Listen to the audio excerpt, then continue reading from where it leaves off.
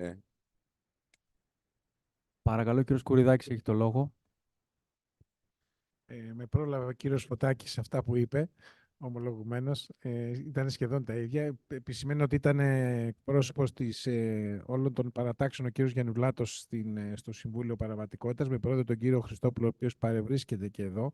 Οπότε ίσως είναι χρήσιμο να δίναμε και το λόγο στον κύριο, πώς το είπε τον κύριο Χριστόπουλο, καλά είπε, να μας έλεγε δύο λόγια για το πώς, θα έλεγα, πώς έχει εξελιχθεί όλος αυτός ο ρόλος και τι παρεμβάσεις έκανε και τι έχει γίνει όλο αυτόν τον καιρό. Θα έπρεπε ήδη να έχει αλλάξει το Συμβούλιο από τη στιγμή που έφυγε ο αείμνηστος ο Σπύρος, θα έπρεπε ήδη να έχει αντικατασταθεί.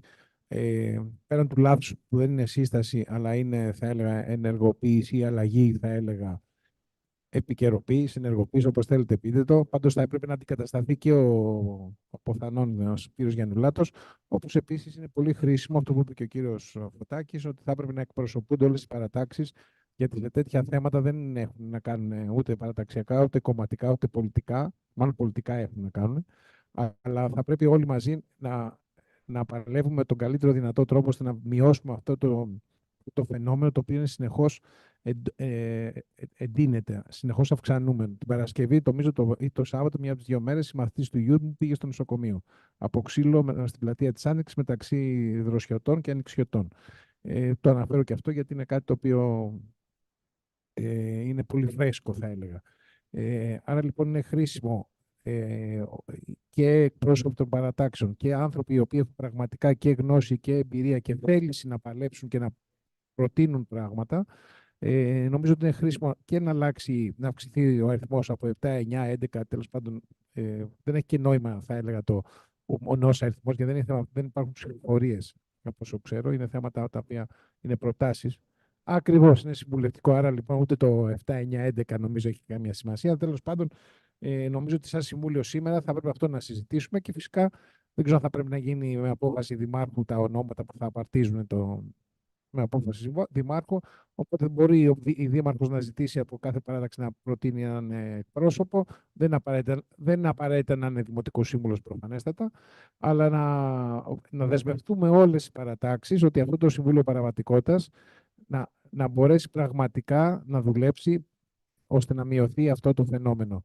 Εγώ ξαναλέω ότι θα ήθελα να ακούσω και τον κύριο Χριστόπουλο, ο οποίος προείδρευσε όλο αυτό τον καιρό και να μας πει. Τι είπα?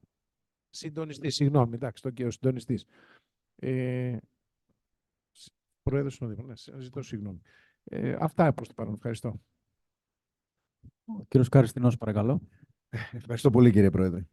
Λοιπόν, για να καταλάβουν και κάποιοι συνάδελφοι που ενδεχομένως δεν έχουν εντρυφήσει στο συγκεκριμένο θέμα. Τι είναι το Τοπικό Συμβούλιο Πρόληψης Παραβατικότητας? Μην περιμένετε ότι είναι ένα συμβούλιο που θα έρθει και θα καταστήλει την όποια παραβατικότητα, έτσι, ή ότι θα έχει κάποιες αποφάσεις κατασταλτικού χαρακτήρα. Είναι κατά βάση, όπως ανέφεραν οι συνάδελφοί μου, ένα συμβουλευτικό όργανο, αλλά είναι ένα όργανο το οποίο συμβουλευτικό γνωμοδοτικό το μπορεί να οργανώσει αρκετές δράσεις επιστημονικού περιεχομένου.